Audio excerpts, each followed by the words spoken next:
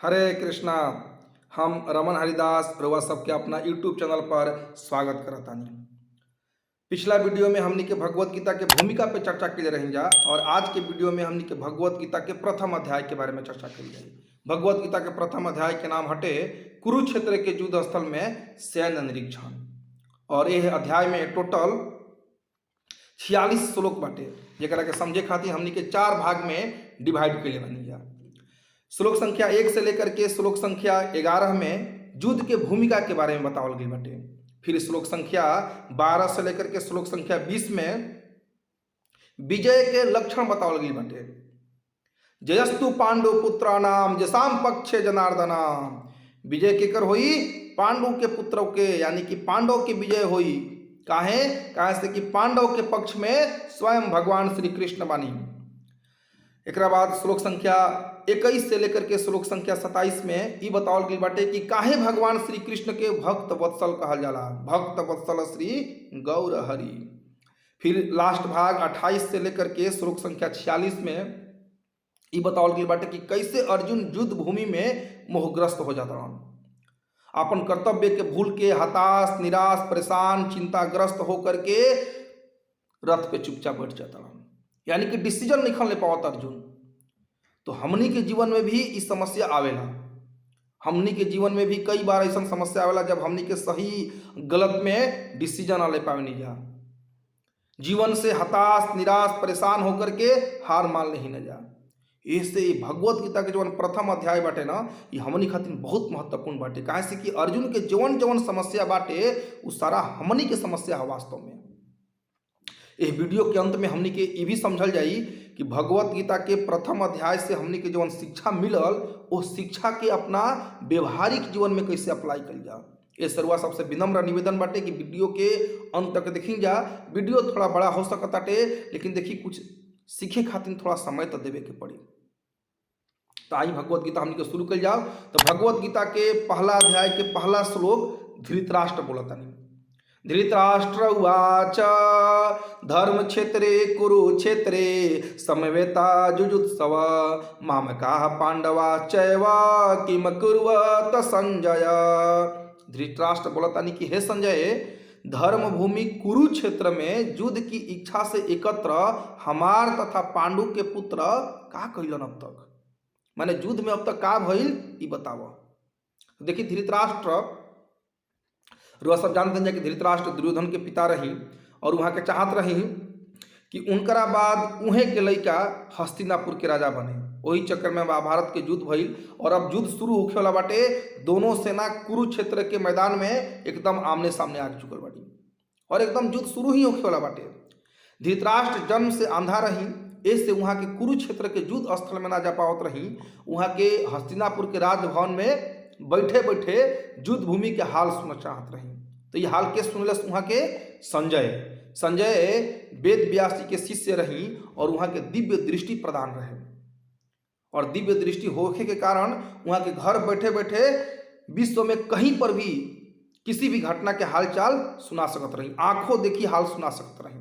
तो संजय धृतराष्ट्र के कुरुक्षेत्र युद्ध स्थल के आंखों देखी हाल सुनावत नहीं। और इस श्लोक से धृतराष्ट्र के मानसिकता पता चला ताटे।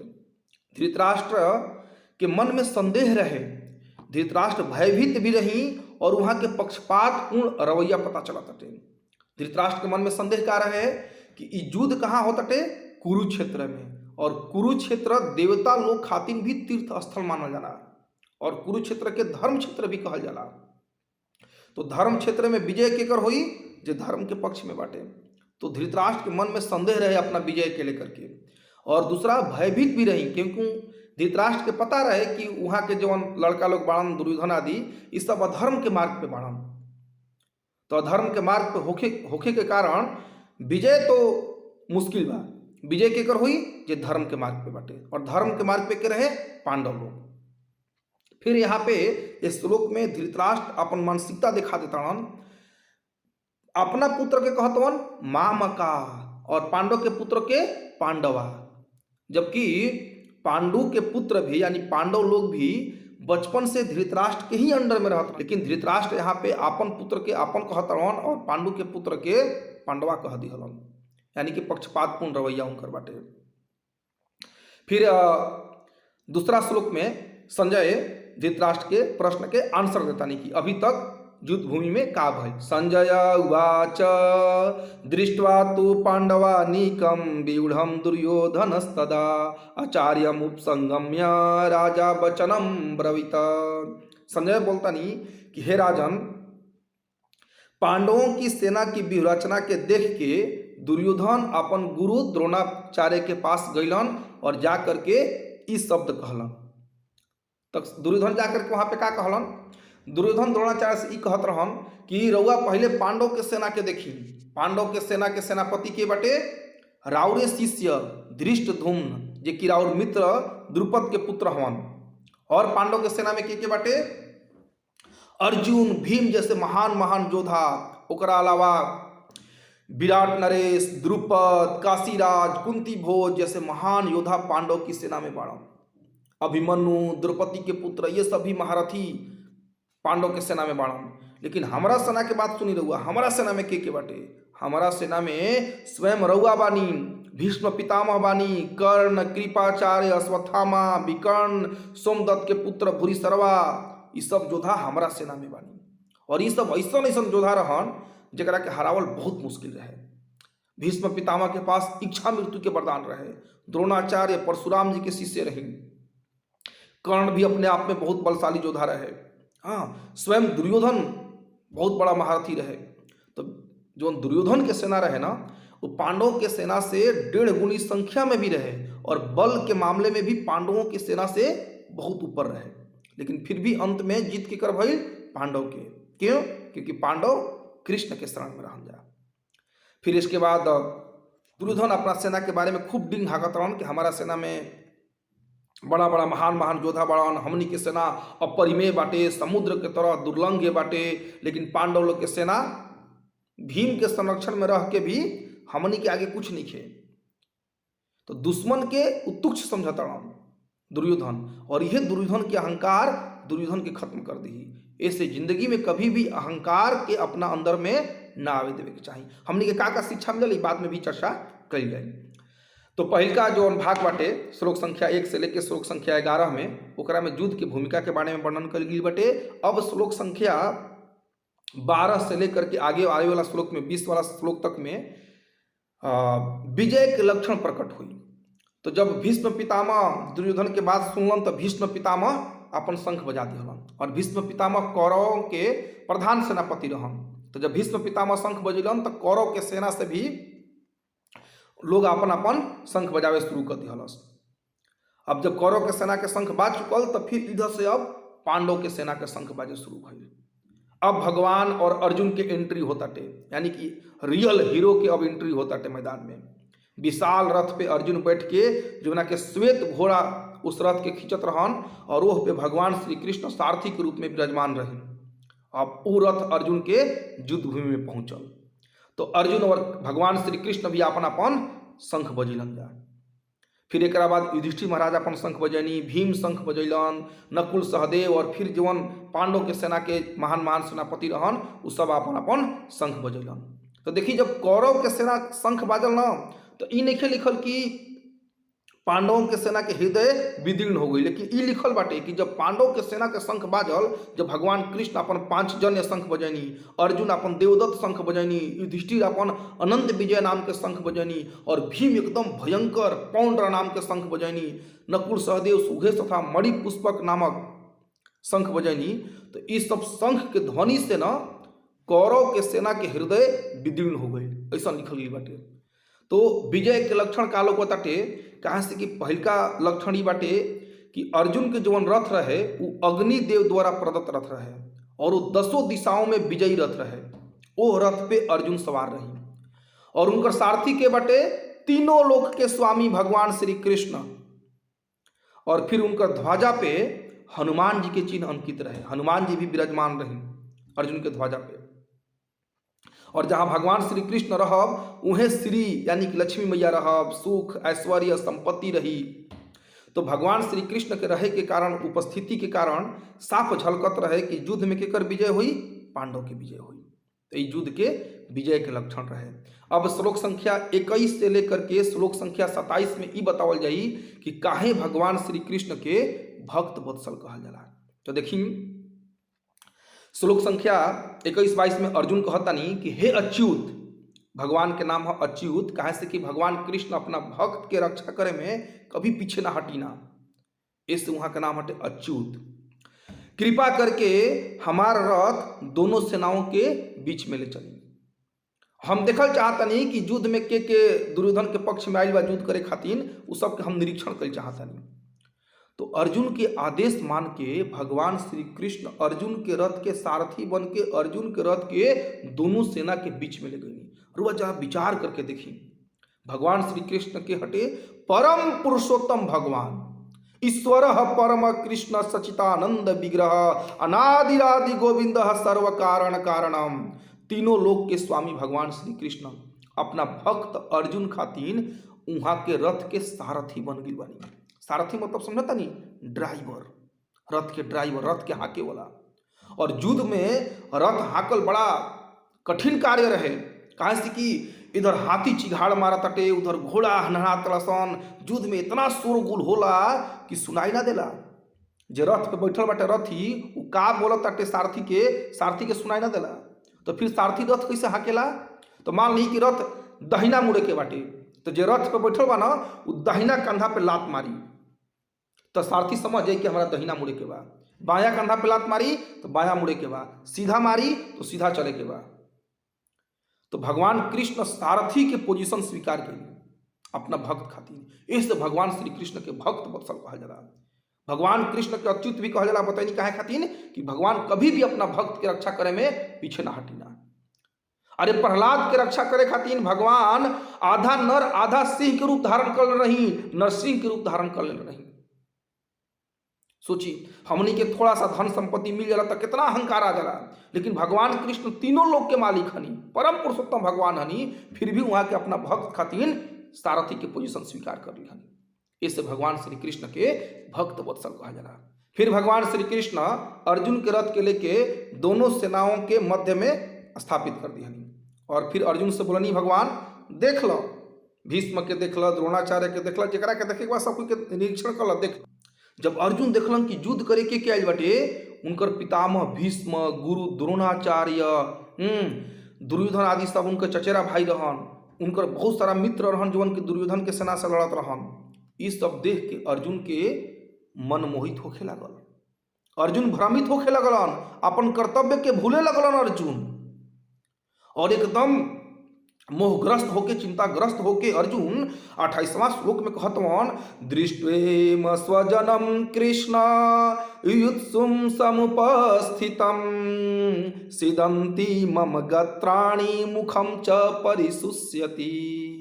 हे कृष्ण, अपने संबंधियों को, अपने मित्रों को युद्ध भूमि में देख के हमार मन बेचैन होखे लागल, मुंह सूखे लागल, हमार शरीर कांपे लागल। अर्जुन कहत आगे कि विपुतश्च शरीरे रोमे रोम हर्षच जायते गांडीवम संस्रस्ते हस्ताचवैक परिदायते। हमार त्वचा जल रहल बाटे, शरीर में जलन हो रहल बाटे, शरीर के अंग कांप रहल बाटे, गांडीव धनुष हमार सरक रहल बा कृष्ण, और हम यहाँ पे और अधिक खड़ा नहीं रह सकत, हम अपने आप के भुला रहल बानी, हमार सिर चकरा रहल बाटे, हमारा तो खाली अमंगल के कारण दिख रहल बाटे। अर्जुन हताश निराश होके शुरू हो गइलन, और इतना निराश हताश भइलन कि अंत में तो अपन धनुष बाण भी रख दिले रहन। अब अर्जुन यहाँ से 31वें श्लोक से अपन लॉजिक देवे शुरू कइलन। पहिलका कारण ई देतलन कि युद्ध में अपने आदमी के वध करके, अपने परिवार के लोगन के वध करके का हासिल हो सकताटे, है ना? एकरा से हम कोनो राज्य सुख प्राप्त नहीं कर सकत। देखिए, अब अर्जुन जवन अपन श्लोक बोली हन, श्लोक संख्या 31 से लेकर के श्लोक संख्या 46 तक, वो हमनी खातिर बहुत महत्वपूर्ण बाटे। सामान्य परिस्थिति में हमनी के धन संपत्ति या भूमि के एगो टुकड़ा खातिर युद्ध ना करे के चाहिए, वो भी अपना परिवार के साथ। जैसे अभी कलयुग में देखो कि गांव जवार में भी 1 कट्ठा 2 कट्ठा जमीन खातिर लोग अपन परिवार के मार देता, अपने भाई के मार देता, 1-2 कट्ठा भूमि के थोड़ा सा टुकड़ा खातिर। तो सामान्य परिस्थिति में हमनी के युद्ध ना करे के चाहिए। कई लोग के मन में भ्रम रहेला भगवत गीता के बारे में सुन करके या महाभारत के बारे में सुन के कि अर्जुन भी अपना अधिकार खातिर लड़ रहन, हम हूँ अपना अधिकार खातिर लड़म, हम हूँ उठा ले बंदूक और अपना अधिकार खातिर लड़म। ऐसा बात नहीं है। देखिए अर्जुन युद्ध नहीं करल चाहत। अर्जुन भगवान के भक्त होखे के कारण उनका अंदर में करुणा बा, दया बाटे। तो दया बस अर्जुन सोच रहल बान, करुणा बस सोच रहल बान अर्जुन कि युद्ध भूमि में जितना कुल आदमी इकट्ठा बान सब मारल जी हम। तो ऐसा राज प्राप्त करके का फायदा, अपने ही लोगन के मार के का फायदा। ये बात बहुत समझ वाला चीज बाटे। और हमने के कभी भी किसी भी परिस्थिति में भूमि के या धन संपत्ति के कारण आपस में युद्ध ना करे के चाहिए। ये युद्ध जौन हो रहा बा महाभारत के, वो भगवान की इच्छा से हो रहा बा। भगवान धरती पे आयल ही रही धरती के भार कम करे खातिर। और अर्जुन अगर युद्ध नाहियों करतन तभी भगवान जितने लोगों को मारे के रहे ओकरा के पहले मार चुके रही। भगवान बोला भी दूसरा अध्याय में कि हम पहले ही इस सब के मार चुकल बानी, तहरा खाली यानी के वस्त्र हटावे के बाटे। तो अर्जुन ये युद्ध निखन करत और पहले कहत उनका अंदर में दया आवताटे, करुणा आवताटे कि ऐसा राज सुख प्राप्त करके कोनो फायदा नहीं खे जवन राज सुख अपने आदमी के मार के मिलत होखे। वैसा राज सुख के का फायदा बाटे। तो ये बात बहुत बढ़िया बा अर्जुन के। हाँ, फिर अर्जुन 32वां 33वां 34वां और 35वां श्लोक में कहत कि हे गोविंद, हमने की राज सुख से का फायदा, जीवन से का लाभ, है ना। अरे जरा खातिर जीवन आदमी जियलन, अपना परिवार खातिर आदमी जीवन जियलन, वो परिवारे ना रही तो फिर जीवन जियला के या राज सुख भोगला के का फायदा। अपन आदमी अपन गुरुजन, अपन पितृगण, पितृगण, पितामह, मामा, ससुर, ये सब के मार के का फायदा होखी। और ये सब देखी सामने खड़ा बड़न युद्ध करे खातिर हमरा से, बताई ये सब के मार के का फायदा होखी। ये सब तो मूर्ख बड़न, लेकिन हम तो मूर्ख नहीं ना, तो युद्ध के से का फायदा बाटे। तो अर्जुन की एक एक बात है जी बहुत महत्वपूर्ण बाटे। अर्जुन अंत में कहतन कि हम इ लोग से लड़े खातिर तैयार नहीं खी, भले ही हमरा के बदला में तीनों लोग काहे ना मिलत होखे। इस पृथ्वी के तो बात ही छोड़ दी भगवान, अगर हमरा के स्वर्ग के या तीनों लोक के भी राज्य मिले ना तब वो हम उ राज्य नहीं खिल चाहत। अरे धृतराष्ट्र के पुत्र भी तो अपने भाई हो ना, इन लोग के मार के का फायदा मिली। देखिए अर्जुन के मानसिकता देखी, धृतराष्ट्र के मानसिकता हमनी के देखले रही जा। आपन पुत्र के आपन पुत्र कहलन, पांडु के पुत्र के पांडव कह दिहलन। लेकिन अर्जुन के जी मानसिकता देखी, अर्जुन धृतराष्ट्र के पुत्र के भी आपन भाई मानता, आपन मानता। तो भक्त में यह गुण होला, अर्जुन भगवान के भक्त हवन, उनका अंदर करुणा बा, दया बाटे, समझदारी बाटे। तो जो भक्त होला भगवान के ना, वो अनावश्यक रूप से युद्ध में या मारकाट में हिस्सा ना लेना। हमने के भी अनावश्यक रूप से मारकाट करे के चाहिए। अर्जुन का कहत हन कि तीनों लोग के राज मिल जाई तभी भी हम अपना स्वजन के ना मारब। हमने के 3 कट्ठा जमीन खातिर, 3 धूर जमीन खातिर आदमी आजकल अपना भाई के मार देता। सोची कितना खतरनाक स्थिति बा कलयुग के। अर्जुन के पता रहे कि अर्जुन जौन दुर्योधन और उनकर जौन पार्टी के लोग बाटे वो सब पापी लोग बाटे। लेकिन अर्जुन के का लगा ताटे कि वहनी के मारला से हमारे पे पाप लागी। हालांकि अर्जुन यहाँ पे इ नहीं समझ पावत कि आतताइयों के वध कैला से कोनो पाप ना लगेला। जे क्षत्रिय बा, जे शासक बाटे, ओकरा चाही कि राज्य के व्यवस्था बनावे रखे खातिर जे उपद्रवी तत्व के लोग बाटे ओकरा के सजा दी, ओकरा से सरकार पे कोनो पाप ना लगेला। लेकिन अर्जुन दया के कारण आतताई लोग के भी क्षमा कर देता, उपद्रवी पापी लोग के भी क्षमा करे के बात कहत हन। देखी वैदिक आदेश के अनुसार 6 प्रकार के आतताई होलन। पहल का विष देवे वाला, जे दूसरा के विष दे के मार देत होखे, घर में आग लगावे वाला, घातक हथियार से आक्रमण करे वाला, धन लूटे वाला, दूसरा के भूमि हड़पे वाला और दूसरा के स्त्री के अपहरण करने वाला, इस सब के आतताई कहल जाला। और यहनी के मारे में कोनो पाप नहीं खे।